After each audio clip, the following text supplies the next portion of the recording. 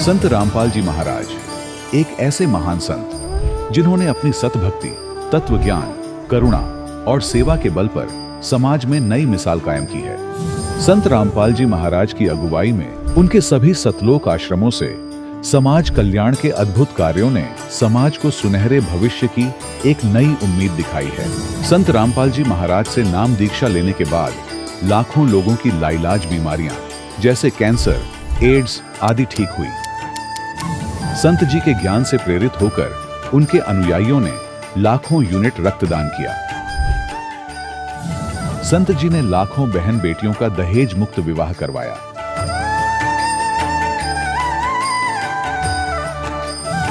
संत जी ने लाखों लोगों का नशा छुड़वाया, करोड़ों उजड़े परिवार बसे। संत जी के आश्रमों में समागम के दौरान निःशुल्क नेत्र चिकित्सा, दंत चिकित्सा प्रदान की जाती है। संत रामपाल जी महाराज द्वारा समय समय पर पर्यावरण संरक्षण के उद्देश्य से बड़े स्तर पर वृक्षारोपण किया जाता है। संत जी ने जरूरतमंदों को तत्काल राहत पहुंचाने के लिए एम्बुलेंस सेवा शुरू की। संत जी अपने अनुयायियों को देहदान के लिए प्रेरित करते हैं, जिससे मानवता की सेवा और चिकित्सा क्षेत्र में सुधार हो सके। संत रामपाल जी महाराज के सभी आश्रमों में हर रोज निःशुल्क भंडारा आयोजित किया जाता है, जहां हर वर्ग, हर जाति और हर धर्म के लोग एक साथ बैठकर भोजन करते हैं।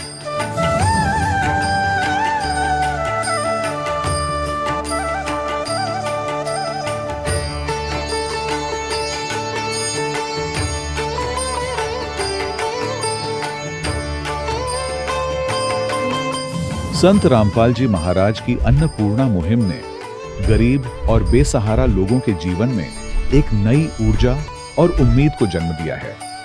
घर घर खाद्य सामग्री और जरूरी मदद पहुंचाकर संत रामपाल जी महाराज ने लोगों को दुख और मजबूरी से लड़ने की ताकत प्रदान की है।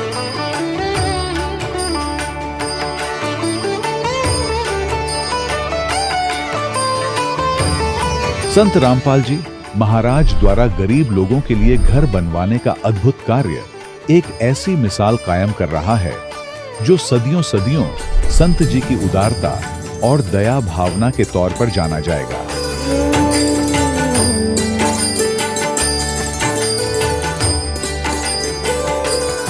संत रामपाल जी महाराज ने हरियाणा सहित भारत के कई राज्यों में आई भीषण बाढ़ से अनेक गांवों और किसानों को बड़ी राहत दिलाई। तत्काल लाखों फुट पाइप और हजारों मोटर उपलब्ध कराकर किसानों के खेतों और गांवों में भरे बाढ़ के पानी को बाहर निकालकर उनको नया जीवन दान प्रदान किया। आज संत रामपाल जी महाराज को किसानों के मसीहा के तौर पर देखा जा रहा है। जगह जगह उनके लिए सम्मान समारोह आयोजित हो रहे हैं। संत रामपाल जी महाराज के आश्रम में हजारों बुजुर्गों को सम्मान और प्यार के साथ जीवन जीने का अवसर मिलता है। उनके खाने, रहने और स्वास्थ्य की पूरी जिम्मेदारी संत रामपाल जी महाराज उठाते हैं। अनाथ बच्चों के लिए संत रामपाल जी महाराज के सभी आश्रम किसी वरदान से कम नहीं। यहाँ उन्हें शिक्षा, संस्कार और भविष्य के लिए बेहतर अवसर प्रदान किए जाते हैं। चाहे बाढ़ हो, भूकंप या महामारी, संत रामपाल जी महाराज और उनके अनुयायी हमेशा ही जरूरतमंदों के लिए सबसे आगे खड़े रहते हैं। कोविड महामारी के दौरान संत रामपाल जी महाराज के आश्रमों से करोड़ों लोगों के लिए भोजन, दवाइयां और जीवन रक्षक सामग्रियां उपलब्ध कराई गई। चाहे गरीब की मदद हो या किसी शोषित और पीड़ित वर्ग के हक और सम्मान की लड़ाई, संत रामपाल जी महाराज ने हमेशा ही उनकी दबी आवाज को सरकारों तक पहुंचाया है और उन्हें उचित न्याय दिलवाने में अहम भूमिका अदा की है। समाज में आध्यात्मिक और सामाजिक मूल्यों के प्रति जागरूकता लाने में संत रामपाल जी महाराज हर कदम पर मानवता के सच्चे सेवक साबित हुए हैं।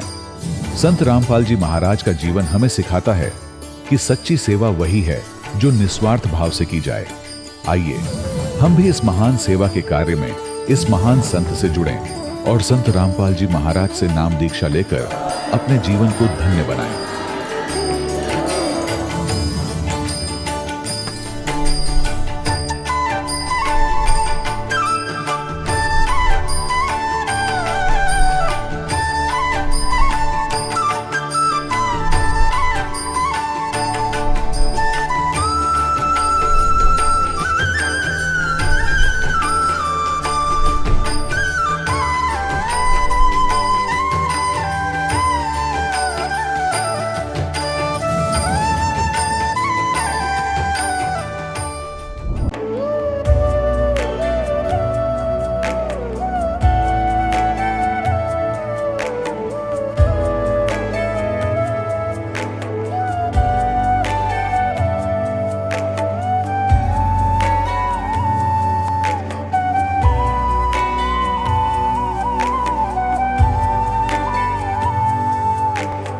गीता 18 के श्लोक नंबर 62 में भगवान स्वयं कह रहे हैं कि अर्जुन उस परमेश्वर की शरण में जा जिसकी कृपा से परम शांति व शाश्वत स्थान अर्थात सतलोक को प्राप्त होगा। वो परमेश्वर कौन है, कहां है, कैसा है, जानने के लिए कृपया अवश्य सुनिए जगत गुरु तत्वदर्शी संत रामपाल जी महाराज के अमृत वचन। ये ऋग्वेद मंडल नंबर 9 सूक्त नंबर 1 मंत्र नंबर 8 में आपने देखा परमात्मा तेजों में शरीर धारण करता है और वो तिर धातु वो 3 प्रकार से दूसरों का कल्याण करने वाला मधु में शरीर मिलता है। दूसरों का वारण यानी कल्याण करने वाला ये मधु शरीर प्राप्त 3 प्रकार से रूप धारण करते हैं। एक तो ऋग्वेद मंडल नंबर 9 सूक्त नंबर 1 मंत्र नंबर 8 में स्पष्ट कर दिया कि वो परमात्मा एक तेजों में भासमान यानी नूरी शरीर एक सुंदर शरीर धारण करके आता है और उसको वो 3 प्रकार से शरीर है उस मालिक का 3 रोल में रहता है। एक रोल में एक प्रकार से तो वो सतलोक में अपने निज स्थान पर स्थायी रूप में रहते हैं जहाँ उनके एक रोमकूप की शोभा करोड़ सूर्य मिला दे करोड़ चंद्रमा उनसे भी अधिक पड़े। ये प्रथम प्रकार। दूसरा प्रकार ये है कि वो परमात्मा प्रत्येक युग में के प्रारंभ में एक शिशु रूप धारण करके प्रकट होता है और लीला में तरीके से वो धीरे धीरे बड़े होते हैं फिर अपना ज्ञान प्रचार करते हैं उस यथार्थ ज्ञान को अपनी प्यारी आत्माओं को देते हैं। और तीसरा प्रकार ये है कि वो कभी भी किसी समय अन्य रूप धारण करके जैसे धर्मदास जी को मिले एक जिंदा रूप बनाकर, नानक साहिब जी को मिले एक जिंदा रूप बना के, गरीबदास जी को मिले लगभग 200-250 वर्ष के बाद सतलोक जाने के 200-250 वर्ष के बाद गरीबदास जी महाराज को छुड़ानी में मिले जिंदा रूप बना के। ऋग्वेद मंडल नंबर 9 सूक्त नंबर 1 और मंत्र नंबर 8 में स्पष्ट किया है कि उस परमात्मा को उग्र गतियां प्रेरित करती हैं। ऐसी परिस्थिति आ जाती है पूरे विश्व में हाहाकार मच जाता है, कहीं शांति नाम की चीज़ नहीं होती, तो वो परमात्मा फिर उनको सुख देने के लिए ऐसा मंत्र जाप बताने के लिए जिससे उनको शांति मिले और जिसके लिए वो भटक रहे होते हैं वो वस्तु मिले, तो कहते हैं उग्र गतियाँ उस परमात्मा को प्रेरित करती हैं। फिर वो परमात्मा एक सुंदर शरीर धारण करके सुंदर शरीर को प्राप्त करता है। और ये अनुवाद कर रहे खुद और सारे डंडोरा पीटे भगवान निराकार है, भगवान निराकार है। और ये स्पष्ट कर रखे को 3 प्रकार के शरीर धारण करता है। ये देखिएगा, फिर देखिएगा इस पर पवित्र सदग्रंथ को, पवित्र वेदों को। ऋग्वेद मंडल नंबर 9 सूक्त नंबर 1 और मंत्र नंबर 8 में आप देख रहे हो उस परमात्मा को, उस पुरुष माने प्रभु को, उस परमात्मा को उग्र गतियाँ प्रेरणा करती हैं, यानी विशेष परिस्थितियाँ हो जाती हैं, भयंकर परिस्थितियाँ हो जाती हैं, उसको प्रेरणा करती हैं। और भासमान शरीर को एक भासमान माने सुंदर, जैसे बांकुरा का बड़ा बांकुरा है, छैल है, सुंदर शरीर को वह पुरुष प्राप्त होता है, वह परमात्मा प्राप्त होता है। वो प्राप्त जो परमात्मा का सुंदर शरीर ही होता है, लेकिन वो 3 प्रकार से धारण करता है, जिसमें 3 प्रकार से दूसरों को वारण करने वाला मधु में शरीर मिलता है, मधु में शरीर धारण करता है। समझ। अब ऋग्वेद मंडल नंबर 9 सूक्त नंबर 1 मंत्र नंबर 9 में स्पष्ट किया है कि उस सोमम माने अमर पुरुष को, उस सोम स्वभाव वाले पुरुष को यानी परमात्मा को जो शिशु रूप में, शिशुम, इन्होंने शिशुम का जिक्र यहाँ कर दिया, कुमार अवस्था में।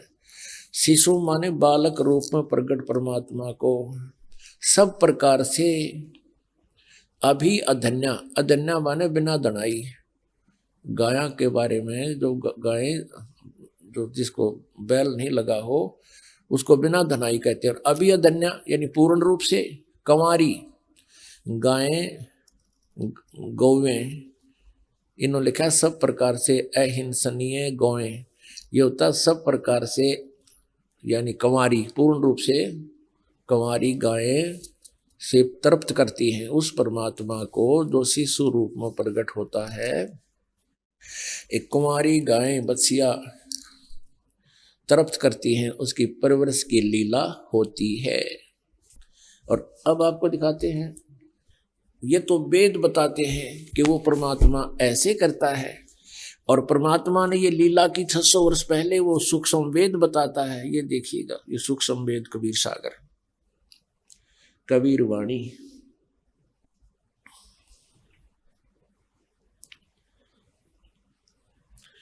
खेमरा श्री कृष्ण दास प्रकाशन बंबई, कबीर सागर ज्ञान सागर प्रथम खंड, कबीर पंथी भारत पथिक, स्वामी युगलानंद बिहारी द्वारा परिष्कृत।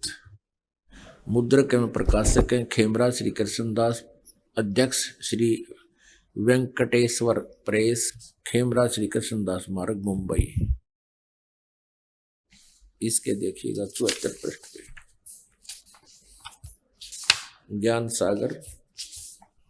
अब सुन दुल्हा मन भयो आनंदा, जिमी चकोर पायो निशी चंदा। अब पुत्र को प्राप्त करके कहते हैं दुल्हा वो नीरू खुश हुआ।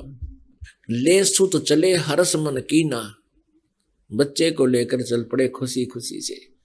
अरतासों पुन अस बोल ही लीना, सुत काशी को ले चले लोग देखण तय आव, अन पानी बखे नहीं जुल्हा शोक मनावे।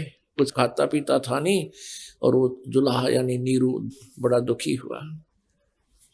तब जुल्हा मन कीन दीवाना, रामानंद सो कही उत्पाना। मैं सुत पायो बड़ गुणवंता, कारण कौन बखे नहीं संता। रामानंद ध्यान तब धार्या, जुल्हा को तब वचन उचार्या। पूर्व जन्म मत ब्राह्मण जाति, हर सेवा की नी भली बाती। कुछ तुव सेवा हरि की चूका, ताते भयो दुल्हे का रूपा। प्रीति प्रभु गही तोर लीना, ताते उद्यान में सुत तो ही दीना। अब रामानंद ने कहा भगवान ने राजी होकर तेरती पुत्र दे दिया। हे प्रभु जस कीनो तस पायो, आरत हो तो दर्शन आयो। सो कहिए उपाय गुसाई, बालक अक्षुदावंत कुछ खाई। ये भूखा है कुछ खावा, इसी तरीका बताइए। रामानंद अस युक्ति उचारा, तुम सुत कोई ज्ञानी अवतारा। उसने बताया कि तुम्हारा बेटा कोई आम व्यक्ति नहीं है, ये कोई विद्वान पुरुष का अवतार है। बछिया जाही बैल नहीं लागा, सोले ठाड करो ते ही आगा। कि एक बछिया ले आओ जिसका बैल ना लगा हो, अर्थात जो कभी भी नए दूध ना हुई हो, दढ़ाई ना हो, यानी बैल ने टच ना कर, अर्थात कंवारी। दूध चले ते थनते दूध धरो छिपाई, अक्षुदावंत जब होवे ता कह देव खवाई। जुल्हा एक बछिया ले आवा, चलो दूत को मरम न पावा। चलो दूत जुल्हा हरसाना, राख छिपाई कहूं नहीं जाना।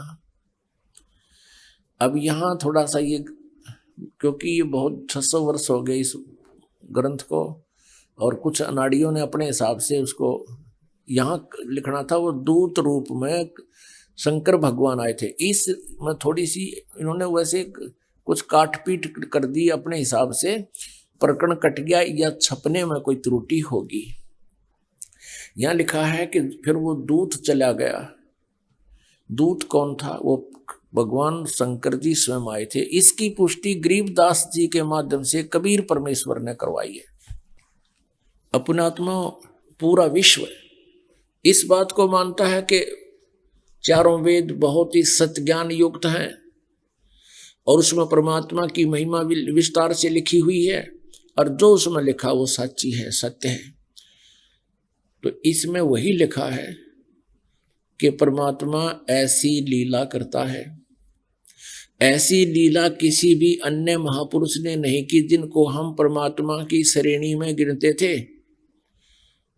ऐसी लीला केवल उस दानक कबीर ने, जुल्हे कबीर ने, जो बनारस में 120 वर्ष रहे और तत्व ज्ञान प्रचार किया। अपनी महिमा आप बताकर चले गए तो वो स्वयं परमात्मा थे। हमने सबसे पहले ये पहचान करनी है कि भगवान कौन है और कैसा है, वो कहाँ रहता है, उसके पाने की कौन सी विधि है। इस चीज से तो हम परिचित हैं, इसलिए हम प्रेरित हैं कि परमात्मा दुखी जीव को घना सुख देता है और निर्धन को भी धन का ढेर लगा देता है, अंधे को आंखें देता है, बांझ को पुत्र दे देता है। तो इसलिए हम परमात्मा की खोज में फिर रहे हैं। तो वो परमात्मा कबीर देव है, अपनी महिमा आप बताई, आप आरती आप साजे, आप किगर आप बाजे, आप ताल झां जनकारा, आप नचे आप देखण हारा। कहे कबीर ऐसी आरती गाऊं, आपा माहे आप समाऊं। अपन आत्माओं वो हमारा पिता है सभी आत्माओं का। और इस काल भगवान ने सतलोक में गलती की थी जिस कारण से, और हमने भी गलती की थी जिस कारण से हमें निष्कासित करना पड़ा। और अब इस काल ने परमात्मा को दुखी करने के लिए, सताने के लिए उसके बच्चों को इतना दुखी कर रखा, कैर तोड़ रखे। आप किसी भी मजहब धर्म के इतिहास ने उठा के देख लो, वो कोई भी सुख से यहाँ महापुरुष नहीं रहा। महाभारत देख लो, श्री कृष्ण जी का चरित्र देख लो, भगवान श्री रामचंद्र जी का चरित्र देख लो, लीला देख लो, जब एक पल भी सुख का सांस उन्होंने लिया होता है। और आप और हमारी तो फिर बुनियाद ही क्या है? कोई कुत्ता बना रखा है, कोई गधा बना रखा, किसी की टांग कट गई, किसी का हाथ कट गया, कोई अंधा कर रखा, किसी का बेटा मर गया, किसी की बेटी मर गई, कहीं गर्मी है, कहीं सर्दी है, कहीं फ्लड आ गई है, कहीं भूकंप है, पता नहीं किन किन यातनाओं से हमें प्रताड़ित कर रही हो। इसका उद्देश्य है कि वो दुखी होगा इनका पिता, और हम पिता मान रहे इस काल ने, यानी भगवान अपना स्वामी मान रहे हैं। तो परमात्मा ने आके बताया कि जिसको तुम परमात्मा कहते हो ये परमात्मा नहीं है। अब गीता जी अध्याय नंबर 15 के श्लोक नंबर 16 और 17 में 3 परमात्मा प्रभु पुरुष न्यारे न्यारे बताए हैं। एक सरपुरुष, एक अक्षर पुरुष, 15वें अध्याय के 16वें श्लोक में। और इनके लोकों में, और ये दोनों के दोनों नासवान हैं, जीवात्मा अमर सभी की है। श्रीमद् भगवत गीता अध्याय 15 श्लोक 17 में स्पष्ट किया कि उत्तम पुरुष है तू अन्य परमात्मा इति उदाहरते। पुरुषोत्तम, पुरुष माने प्रभु, उत्तम माने श्रेष्ठ, वो श्रेष्ठ परमात्मा तो कोई और ही है। और परमात्मा इति उदाहरते, उत्तम पुरुष, उत्तम यानी श्रेष्ठ परमेश्वर तो कोई और है जिसको परमात्मा कहा जाता है। और वही तीनों लोकों में प्रवेश करके सबका धारण पोषण करता है, और वही अविनाशी परमात्मा है। अपने आत्मा वो परमात्मा है, क्योंकि ये सदग्रंथ कोई बालकों के लेख नहीं है या किसी डूम बाट के लिखी हुई ये कविताएं नहीं है, ये परमात्मा का ज्ञान है। और इसके अंदर एक एक शब्द, एक एक अक्षर का बहुत महत्व है, बहुत गूढ़ रहस्य छपे हुए हैं। उत्तम पुरुष है तो अन्य, गीता जी अध्याय नंबर 15 के श्लोक नंबर 17 में लिखा, उत्तम पुरुष है तो अन्य। उत्तम पुरुष यानी श्रेष्ठ प्रभु तो कोई और है। किन से अन्य है? जो ऊपर 16वें श्लोक में सर्वपुरुष और अक्षर पुरुष कहे हैं, उनसे कोई अन्य है। वो अन्य के विषय में और एक जानकारी है। 8वें अध्याय के प्रथम श्लोक में अर्जुन ने पूछा कि प्रभु आपने 7वें अध्याय के 29वें श्लोक में जिस तत्ब्रह्म के बारे में कहा है कि उसकी जानकारी होने के बाद साधक फिर जरा और मरण से छूटने का ही प्रयत्न करता है, वो इस संसार की किसी वस्तु की इच्छा नहीं करता। तो 8वें अध्याय के प्रथम मंत्र में अर्जुन ने पूछा किम तत्ब्रह्म, तो वो तत्ब्रह्म कौन है? ब्रह्म माने परमात्मा, प्रभु। आपसे गीता ज्ञान दाता से अन्य जो तत्व ब्रह्म है वो कौन है? 8वें अध्याय के 3रे मंत्र में गीता ज्ञान दाता ने कहा है कि वो परम अक्षर ब्रह्म है। ओए होए, वो गीता ज्ञान दाता से अन्य है। और गीता अध्याय नंबर 8 के श्लोक 5 और 7 में गीता ज्ञान दाता अपनी भक्ति करने को कहता है कि मेरी भक्ति करेगा मुझे प्राप्त होगा। अपने मंत्र के बारे में जानकारी बताता है 8वें अध्याय के 13वें श्लोक में कि ओम इति एकाक्षरम ब्रह्म व्यवहारण माम अनुस्मरण ये प्रयाति तजन देहम स याति परमाम गतिम। माम ब्रह्म, मुझ ब्रह्म का केवल एक ओम अक्षर है, और जो इसका उच्चारण करता हुआ अंतिम सांस तक शरीर छोड़कर जाते समय सिमरण करता है तो मेरे वाली ओम से मिलने वाली जो स्थिति है, लाभ है, उस परम गति को ये प्राप्त हो। 17वें अध्याय के 23वें श्लोक में कहा कि उस परम अक्षर ब्रह्म को पाने के लिए 3 अक्षर के मंत्र का निर्देश है। ओम तत्सत इति निर्देश है ब्रह्मण त्रिविध समर्थ है। ब्राह्मणा तेन वेदा च यगा विहिता पुरा। ओम तत्सत इति निर्देश है ब्रह्मण। ब्रह्मण माने सच्चिदानंद घन ब्रह्म यानी परम अक्षर ब्रह्म को पाने का ये 3 मंत्र ओम तत्सत, ओम तत्सत, ओम तत्सत, ये कोई मंत्र नहीं है। ओम तो ब्रह्म का, तत् और सत ये सांकेतिक शब्द है, कोड वर्ड है, ये दास बता सकता है इस पृथ्वी पर और दूसरा कोई अधिकारी नहीं इनको बताने का। तत् ये अक्षर पुरुष का मंत्र है, सांकेतिक ये दास बताएगा वो मंत्र और है, और सत ये परम अक्षर ब्रह्म का। तो 8वें अध्याय के 8, 9, 10 में कहा है कि उस परम अक्षर ब्रह्म की जो साधना करता है भक्ति की कमाई से वो उस परमात्मा को प्राप्त होता है। और उस 15वें अध्याय के 1 से लेकर 4 तक कहा है कि जब तत्वदर्शी संत प्राप्त हो जाए, वो तत्वदर्शी संत वो होगा जो उल्टे लटके हुए संसार रूपी वृक्ष के ये सभी सर्वांग बता देगा। तना कौन भगवान है, डार कौन परमात्मा है, और शाखा कौन है, और मूल परमात्मा कौन है, वो तत्वदर्शी संत है। 4थे अध्याय के 34वें श्लोक में कहा गीता जी में कि उस परमात्मा के बारे में, परम अक्षर ब्रह्म के बारे में जानकारी तत्वदर्शी संतों से पूछो। और गीता जी अध्याय नंबर 4 के श्लोक नंबर 32 में कहा है कि उस सच्चिदानंद घन ब्रह्म के मुख से उच्चारित वाणी ब्रह्मणे मुखे, उस सच्चिदानंद घन ब्रह्म ने स्वयं आकर के अपनी महिमा अपनी वाणी में, उस सच्चिदानंद घन ब्रह्म की वाणी में विस्तार से कही है। वो तत्व ज्ञान है। उस तत्व ज्ञान को 4थे अध्याय के 34वें श्लोक में कहा कि उस तत्व ज्ञान को तू तत्वदर्शी संतों के पास जाकर समझ, फिर वो तत्वदर्शी संत तुझे उस परमात्मा की जानकारी देंगे। तो यह ऑप्शन छोड़ दिया है उस गीता ज्ञान दाता ने, ये संकेत अवश्य कर दिया है कि उस परमात्मा के पाने का ओम तत्सत ये 3 मंत्र का जाप है। लेकिन तत् और सत को वो डिफाइन नहीं कर पाया। ये परमात्मा ने खुद आकर रहस्य खोला है। सूक्ष्म वेद में भी ऐसा ही गुप्त लिखा हुआ था, तो ये समझ नहीं सका परमात्मा की इस महिमा को, तो इसने ऑप्शन छोड़ दिया कि उस परमात्मा के बारे में तो कोई तत्वदर्शी संत बताओगा। तो उस तत्वदर्शी संत ने परमात्मा स्वयं आए थे, कबीर परमेश्वर जी, जो आज आप जिस उपलक्ष्य में सत्संग समारोह देख रहे हो, इसमें इसको अटेंड कर रहे हो, आप उपस्थित हो, ये इसी उद्देश्य से परमात्मा प्रत्येक युग में आते हैं और इसी अपनी उस लीला करने के लिए जो प्रत्येक युग में करते हैं, उस उद्देश्य से आए थे। उनका उद्देश्य यही था कि उस तत्व ज्ञान को स्वयं ही आकर बताते हैं अपने मुखारविंद से।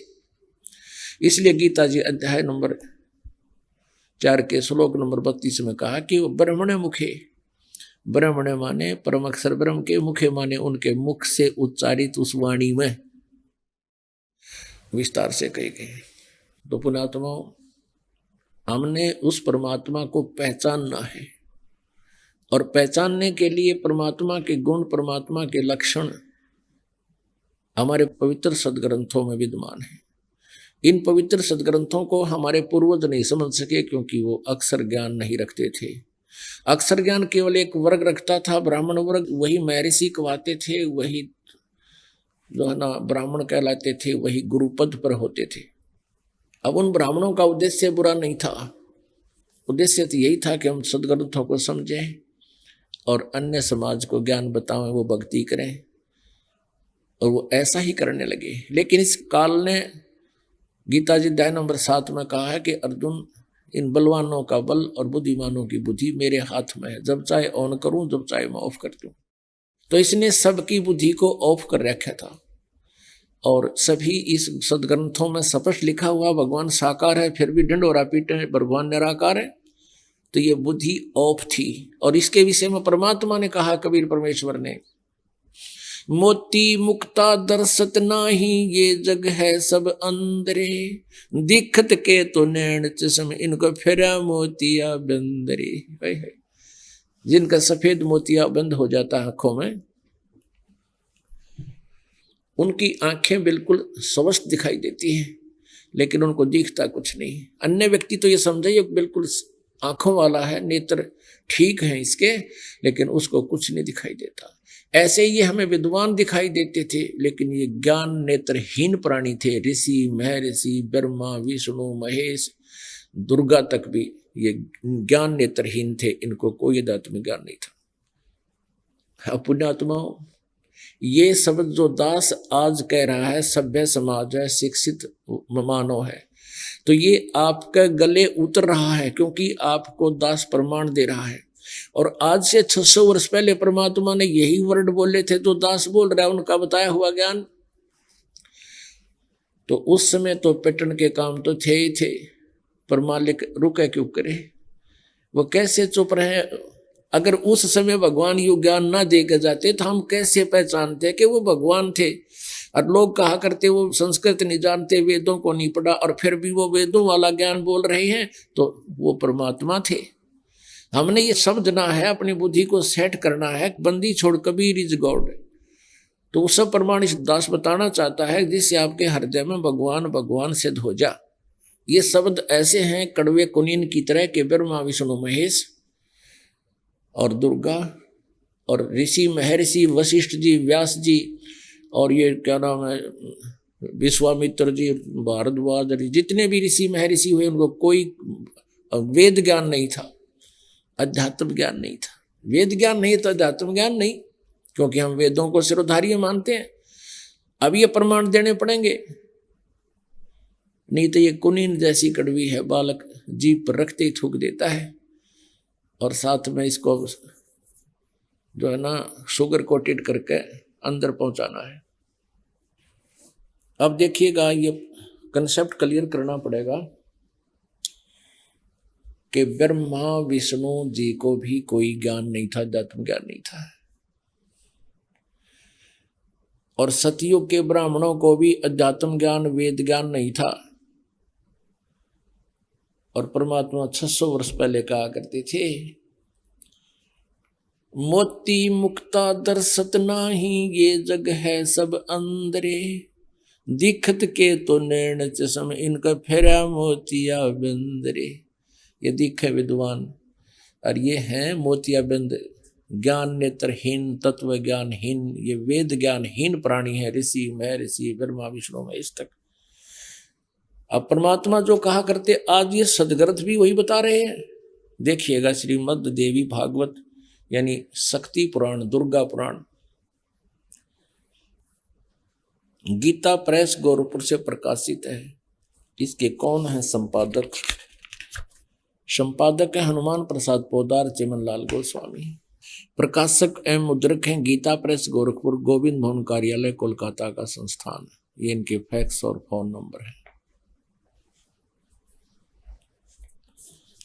ये देखिएगा, इस पवित्र पुराण के पहले सकंद में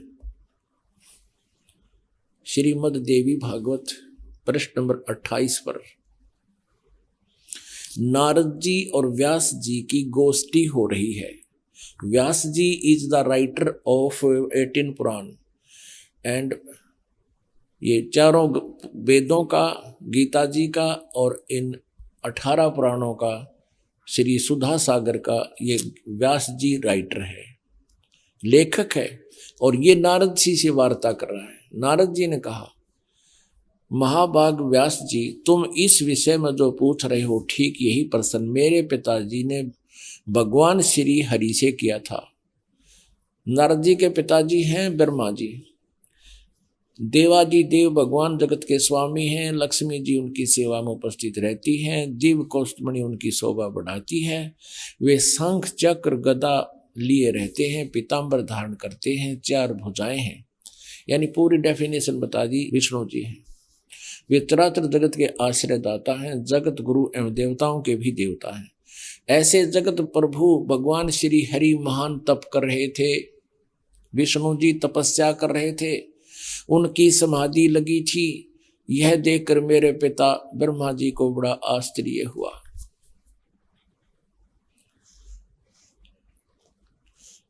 अतः उन्होंने उनसे यानी ब्रह्मा जी ने विष्णु जी से जानने की इच्छा प्रकट की। ब्रह्मा जी ने पूछा, प्रभु आप देवताओं के अध्यक्ष, जगत के स्वामी और भूत भविष्य एवं वर्तमान सभी जीवों के एकमात्र शासक हैं।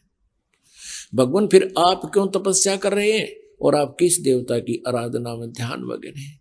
मुझे असीम आश्चर्य तो ये हो रहा कि आप देवेश्वर यानी सब देवों के मालिक, सब भगवानों के भगवान, ब्रह्मा जी विष्णु को कह रहा भगवानों के भगवान है, एवं सारे संसार के शासक होते हुए भी समाधि लगाए बैठे हैं। अब विष्णु जी ने क्या उत्तर दिया? ब्रह्मा जी के विनीत वचन सुनकर भगवान श्री हरि बोले, ये वचन बोले। श्री हरि उनसे कहने लगे, ब्राह्मण सावधान होकर सुनो, मैं अपने मन का विचार व्यक्त करता हूँ। देवता, दानव, मानव सब यही जानते हैं कि तुम सृष्टि करते हो, मैं पालन करता हूँ और शंकर संहार किया करते हैं, किंतु फिर भी वेद के पारगामी पुरुष अपनी युक्ति से यह सिद्ध करते हैं कि रचने, पालने और संहार करने की यह योग्यता जो हमें मिली है, इसकी अधिष्ठात्री शक्ति देवी है। वे कहते हैं कि संसार की सृष्टि करने के लिए तुम में राजसी शक्ति का संचार हुआ है। इसी ये भी सिद्ध हो रहा कि रजगुण ब्रह्मा, सतगुण विष्णु, तमगुण शिव जी हैं। मुझे सात्विक शक्ति मिली है और रुद्र में तामसी शक्ति का आविर्भाव हुआ है।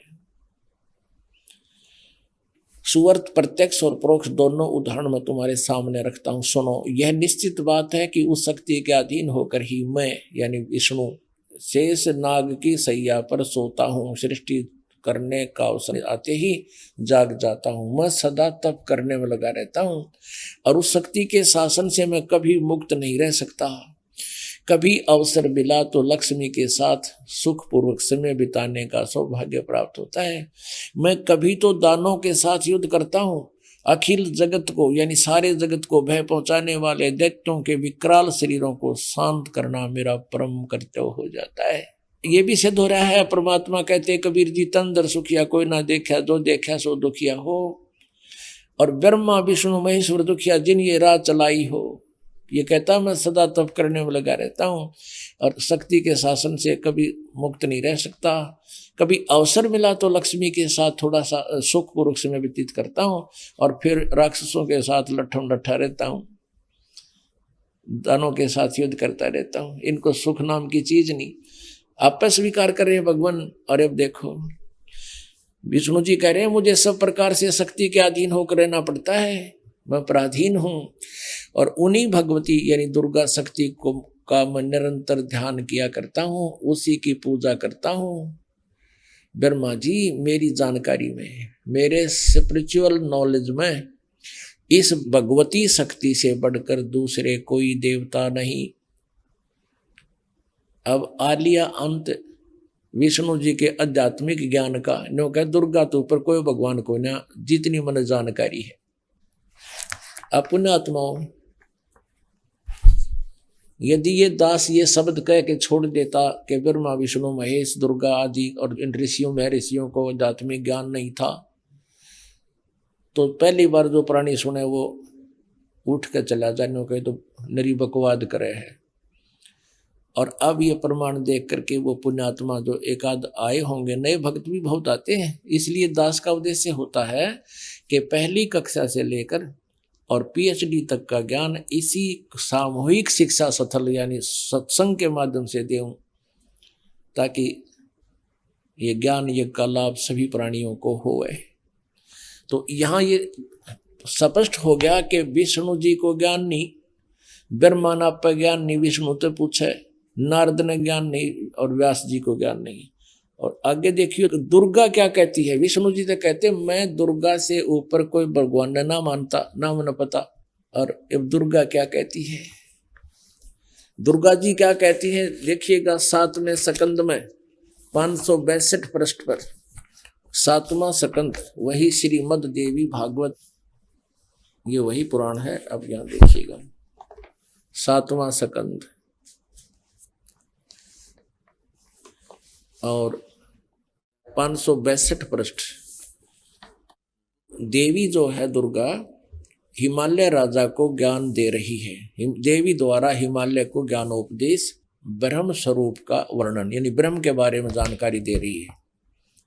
श्री देवी कहने लगी पर्वतराज, ये पहले तो अपने बारे में बताती है, फिर अब अपनी को भी रिजेक्ट करती है, कहती है उस ब्रह्म का क्या स्वरूप है यह बतलाया जाता है, जो प्रकाश रूप सबके अत्यंत समीप में स्थित हृदय रूप गुहा में स्थित होने के कारण गुहाचर नाम से प्रसिद्ध और महान पद अर्थात परम प्राप्य है। वह समस्त प्रजा के ज्ञान से परे है, अर्थात किसी की बुद्धि में आने वाला नहीं है, यह तुम जानो। जो परम प्रकाश रूप है, जो सूक्ष्म से भी अत्यंत सूक्ष्म है, जिसमें संपूर्ण लोक और उन लोकों में निवास करने वाले प्राणी स्थित हैं, वही यह अक्षर ब्रह्म। अब दुर्गा उवा बाई बोल रही है, कदे तो इस ब्रह्म को अक्षर ब्रह्म कहती है, कहीं इसको ब्रह्म कहती है। अब देखना, वही सबके प्राण है, वही सबकी वाणी है और वही सबके मन है। वह यह परम सत्य अमृत अविनाशी तत्व है सौम्य। उस वेदने योग्य लक्ष्य का तुम वेदन करो, मन लगाकर उसमें तन में हो जाओ। अब हम थोड़ा सा यहीं से ले लेते हैं। उस एकमात्र परमात्मा को ही जाने, दूसरी सब बातों को छोड़ दे। यही अमृत रूप परमात्मा के पास पहुंचाने वाला पुल है। संसार समुद्र से पार होकर अमृत स्वरूप परमात्मा को प्राप्त करने का ये सुलभ साधन है। इस आत्मा का ओम के जप के साथ ध्यान करो। इस अज्ञान में अंधकार से सर्वथा परे और संसार समुद्र से उस पार जो ब्रह्म है उसको पा जाओगे, तुम्हारा कल्याण। इसने स्पष्ट कर दिया, अपनी पूजा को भी कह दिया मत करो, मेरी पूजा भी। एकमात्र परमात्मा को ही जाने, दूसरी सब बातों को छोड़ दे। उसका ओम नाम है और ब्रह्म, ओम नाम के जाप से ब्रह्म प्राप्ति उद्देश्य रखो। ब्रह्म की जाप करो, ब्रह्म का जाप करो। और वो कहाँ रहता है? वह यह सब का आत्मा ब्रह्म, ब्रह्म लोक रूप दिव्य आकाश में स्थित है। अब क्लियर कर दिया दुर्गा ने कि केवल ब्रह्म की पूजा करो, उसका ओम जाप है, वो ब्रह्म लोक में रहता है। अपने आत्मा दुर्गा जी ने, देवी ने, जो इन ब्रह्मा विष्णु महेश से सुप्रीम है, इन्होंने इन ब्रह्मा विष्णु महेश नारद व्यास के सब के ज्ञान को रिजेक्ट कर दिया। अब देवी कहती है केवल ब्रह्म ही फाइनल गॉड है, कंप्लीट गॉड है। अब ब्रह्म क्या कहता है? ब्रह्म श्रीमद् भगवत गीता अध्याय नंबर 8 के श्लोक नंबर 13 में जो श्री कृष्ण जी में प्रवेश करके ये काल ब्रह्म बोल रहा है, ये कहता है कि ओम इति एक अक्षरम ब्रह्म व्यवहारन माम अनुस्मरण। ओम यह एक अक्षर मंत्र है, उच्चारण करके सिमरण करता हुआ जो शरीर छोड़कर जाता है, यानी आखिरी सांस तक जो मेरे ओम नाम का जाप करता रहता है, वो मेरे वाली परम गति को प्राप्त होता है। और फिर ये गीता ज्ञानदाता ब्रह्म क्या कहता है? चौथे अध्याय के 5वें और 9वें श्लोक में, दूसरे अध्याय के 12वें श्लोक में श्रीमद् भगवत गीता में कहता, अर्जुन तेरे और मेरे बहुत जन्म हो चुके, तू पहले भी था, मैं भी था, ये राजा लोग भी थे, ये सैनिक भी थे, और ये ना सोच हम गए ना जन्माएंगे। मेरे जन्म और कर्म अलौकिक हैं। तो पुण्यात्माओं, अब गीता ज्ञानदाता क्या कहता है? 18वें अध्याय के 62वें श्लोक में कहा कि अर्जुन तू सर्वभाव से उस परमेश्वर की शरण में जा, उसकी कृपा से तू परम शांति को और सनातन परम धाम को प्राप्त होगा। सनातन परम धाम कौन सा है? सतलोक। उसके बारे में 15वें अध्याय के 1 से लेकर 4 श्लोक में कहा है कि तत्वदर्शी संत ऐसा होगा जो सब उल्टे लटके संसार के सभी पार्ट्स बता देगा, उसके विभाग बता देगा। उसके पश्चात उस परम पद परमेश्वर की खोज करनी चाहिए, जहां जाने के बाद फिर साधक कभी लौटकर संसार में वापस नहीं आता, अर्थात उसको पूर्ण मोक्ष हो जाता है। इससे सिद्ध है कि गीता ज्ञान दाता ब्रह्म से भी ऊपर कोई सुप्रीम पावर है और वो परम अक्षर ब्रह्म है। उसका अभी आपको उल्लेख बताया था 8वें अध्याय के प्रथम श्लोक में। अर्जुन ने पूछा था कि 7वें अध्याय के 29वें श्लोक में जिस तत्ब्रह्म के बारे में आपने बताया वो किम तत्ब्रह्म, 8वें अध्याय के 3रे श्लोक में कहा कि वो परम अक्षर ब्रह्म है। तो इसे सिद्ध हो गया कि ना ब्रह्मा ने ज्ञान, ना विष्णु ने ज्ञान, ना शिव ने ज्ञान, क्योंकि ब्रह्मा और विष्णु शिव एक ही सत्र का ज्ञान रखते हैं। और ना दुर्गा को कंप्लीट ज्ञान, वो ब्रह्म को फाइनल बता रही है। और ब्रह्म कहता है मेरे और तेरे तो बहुत जन्म हो गए, जन्म मृत्यु सदा ये दुख बना रहेगा, परम शांति नहीं हो सकती। यदि तूने मेरी शरण में रहना है तो उठा लठ और कर युद्ध, ऐसा यहां करना ही पड़ेगा। और तुझे परम शांति चाहिए तो उस परमेश्वर की शरण में जा, ये फाइनल कर दिया। अब आपको दिखाते हैं कि सतयुग के ब्राह्मणों ने किसा वेद ज्ञान था। देखिएगा पुण्यात्माओं, सौभाग्य है आप जी का, आपको ये अमृत ज्ञान सुनने को मिल रहा है। सौभाग्य आपका, आपको ये अमृत ज्ञान सुनने को और देखने को मिल रहा है। ये 6ठा स्कंद संक्षिप्त देवी भागवत 414 पृष्ठ पे जन्मे जी ने पूछा, महाभाग किस युग में कैसा धर्म का स्वरूप है, इस संपूर्ण विषय को विशेष रूप से बताने की कृपा कीजिए। व्यास जी बोले, राजन यह निश्चय है कि सतयुग में ब्राह्मण वेद के पूर्ण विद्वान थे। देखिए व्यास जी कह रहे हैं कि सतयुग में ब्राह्मण वेद के पूर्ण विद्वान थे और उनके द्वारा निरंतर भगवती जगदम्बा यानी देवी का, दुर्गा की आराधना होती थी। भगवती का दर्शन करने के लिए उनका मन सदा ललायित रहता था। अभी आपने सुने संत रामपाल जी महाराज के मंगल प्रवचन। आइए अब सुनते हैं संत रामपाल जी महाराज से नाम दीक्षा लेकर सतभक्ति करके अद्भुत लाभ प्राप्त करने वाले अनुयायी के विचार। नमस्कार जी। नमस्ते सर। क्या नाम है जी आपका? नेमा बघेल। नेमा जी आप कहाँ से हैं? मैं विकासनगर कुसमुंडा, जिला कोरबा, छत्तीसगढ़ से आई हूँ। नेमा जी, संत रामपाल जी महाराज से नाम दीक्षा आपने कब ली? 5 जनवरी 2020। संत रामपाल जी महाराज से नाम दीक्षा लेने से पहले आप क्या भक्ति साधनाएं करती थी? संत रामपाल जी महाराज से दीक्षा लेने से पहले हम कबीरपंथी शुरू से थे और 2004 में हमने कबीरपंथी एक गुरु से नाम उपदेश लिया था। उसके साथ ही साथ 2005 में राधा स्वामी के पंथ के बारे में पता चला तो हम व्यास गए थे। वहाँ से हमें उपदेश नहीं मिला मम्मी पापा को। फिर हम 2008 में श्री रविशंकर जी से जुड़े, वहाँ आर्ट ऑफ लिविंग से पापा वहाँ जुड़े। फिर उनके सत्संग सुनते थे और उनकी ही भक्ति करने लगे थे। उसके बाद 2012 में कुमार स्वामी जी के बारे में हमें पता चला तो फिर हम कुरुक्षेत्र हरियाणा गए। वहाँ से हमें बीज मंत्र प्राप्त हुआ। तो वो जो साधना थी उन 2 साल तक किया। वही साधना करते करते हमें भूत प्रेत की बाधाएं बहुत ज़्यादा होगी तो हमने वो साधना ही छोड़ दी। फिर छत्तीसगढ़ में ही जिला जांजगीर में एक सत्यनिज नाम करके संस्था थी जो जादू टोना के लिए बहुत प्रसिद्ध है, उससे हम मतलब जुड़ गए। फिर भी हमारी ये परेशानी भूत प्रेत की बाधाएं हमें मतलब ठीक नहीं हुई। तो फिर क्या कारण बना कि आप संत रामपाल जी महाराज की शरण में आए? सर हम बचपन से ही भक्ति भाव मतलब मेरे पापा इसमें रहते थे और हम सारे मतलब गुरु के तलाश में थे और हमें कोई दिक्कत परेशानी नहीं थी। ये सारी मतलब गुरु के तलाश करते करते ही हमें ये बाधाएं जो आई ना भूत प्रेत की, वो इसी की वजह से ही आई और परेशानी जो हुई। तो हमें मतलब जो ज्ञान सही बताए और जिनका ज्ञान हमें सही लगे, हमें मतलब मोक्ष मिले, ऐसा कोई हमें कहीं संतुष्टि नहीं मिला। इस वजह से हमने सारी साधनाएं मतलब छोड़ दी। और संत रामपाल जी महाराज के बारे में हमें पता चला 2019 में मेरे पापा को इनके बारे में मतलब पता चला, उनके एक फ्रेंड ने इनको ज्ञान गंगा की पुस्तक दी, तो उन्होंने वो पुस्तक पढ़ी और संत रामपाल जी महाराज का सत्संग आता है वो उन्होंने देखी और उन्होंने 2019 नवंबर में उन्होंने नाम दीक्षा ली संत रामपाल जी महाराज से। मैं वही पुस्तक मतलब मुझे भूत प्रेत की जो बाधा थी इस वजह से मैं ज़्यादा परेशान रहती थी, तो उन्होंने वो पुस्तक ज्ञान गंगा पुस्तक वो पुस्तक मुझे दी और 5 जनवरी 2020 में मतलब मैं और मेरे हस्बैंड उनसे भी नाम दीक्षा ली संत रामपाल जी महाराज से। संत रामपाल जी महाराज से नाम दीक्षा लेने के बाद क्या आपको कोई लाभ भी मिले? जी सर, बहुत लाभ मिले सर। मुझे 4-5 सालों से जो मतलब भूत प्रेत की बाधाएं थी उसमें मुझे मतलब दिक्कतें होती थी, मतलब मैं सो नहीं पाती थी, मेरे अंदर इतना मतलब डर हो गया था, मैं दिन में भी नहीं सो पाती थी। मैं जैसे ही आँख बंद करती थी मेरा शरीर पूरा एकदम से भारी हो जाता था और इस वजह से मतलब मैं इतनी मतलब टेंशन में को इतना ज़्यादा हो गया था कि दिमाग मेरा काम करना पूरा बंद कर दिया था। मैं मतलब सुसाइड कर लूँ ऐसा मेरे अंदर सोच आता था। उस टाइम पे मैं मतलब फर्स्ट बेबी मतलब प्रेगनेंसी था मेरे को, लेकिन मेरे दिमाग में ऐसा लगता था कि मैं खुद भी मर जाऊँ और बच्चे को भी मार दूँ, इतनी मैं ज़्यादा परेशान हो गई थी।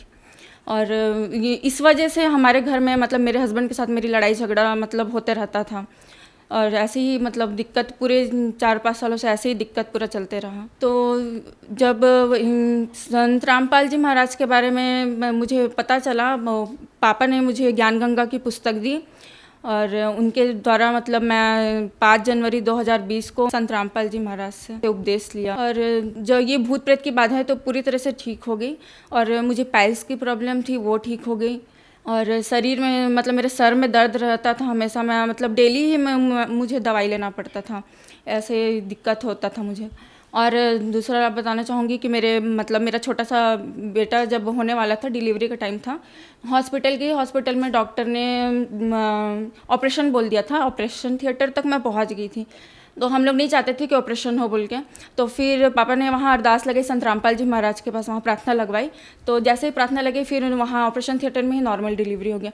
उसके बाद मतलब मेरा फर्स्ट बेबी जब हुआ था तो उस टाइम पे दूध के मुझे परेशानी, मुझे दूध नहीं आ रहा था और इस बार भी वही परेशानी हुआ। तो संत रामपाल जी महाराज के पास फिर से हमने प्रार्थना लगाई तो रात में ही दूध आने लग गया और 1 हफ्ते का मेरा बेटा था तो उसको पीलिया की प्रॉब्लम होगी, बहुत ज़्यादा बताया था उसको डॉक्टर ने, एडमिट करना पड़ेगा ऐसा बोला। तो हमने उसको एडमिट नहीं किया और परमात्मा से ही ऐसे ही हमने विनती की कि संत रामपाल जी महाराज से हमने विनती की कि आप सबको ठीक करते हैं और मैं इतने छोटे से बच्चे को ऐसे छोड़ नहीं सकती हूँ, तो आप दया करिए ऐसे।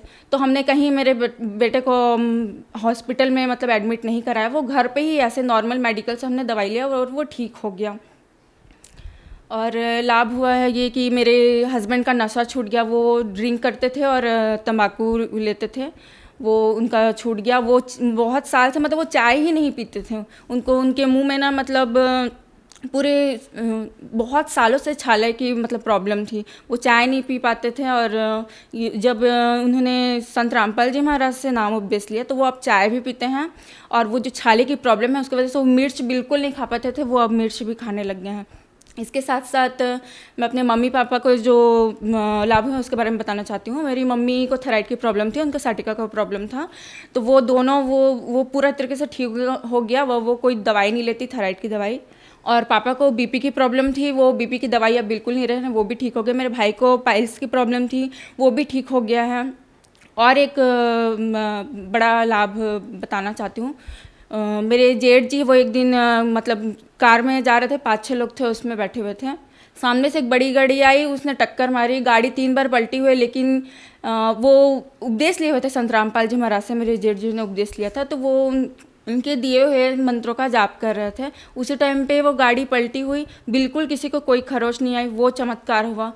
और उसी गाड़ी में मेरे छोटे देवर जी बैठे थे। उस चमत्कार को देख के कि इतना भयंकर एक्सीडेंट होने के बाद भी हम किसी को भी खरोच नहीं है, ये देख के वो और मेरी जो देवरानी जी हैं उन्होंने भी नाम उपदेश लिया संत रामपाल जी महाराज से। संत रामपाल जी महाराज से नाम दीक्षा लेने के बाद आपको बहुत सारे लाभ प्राप्त हुए। तो जो दर्शक आज आपको टीवी पर देख रहे हैं और वो संत रामपाल जी महाराज से नाम दीक्षा लेना चाहते हैं तो कैसे ले सकते हैं? संत रामपाल जी महाराज से नाम उपदेश लेने के लिए चैनल पर सत्संग आता है और नीचे पीली पट्टी चलती है, उसमें नंबर कांटेक्ट नंबर दिया होता है, आप उस नंबर पे कांटेक्ट कर सकते हैं।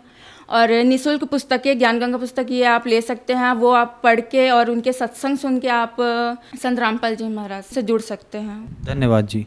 सत साहेब।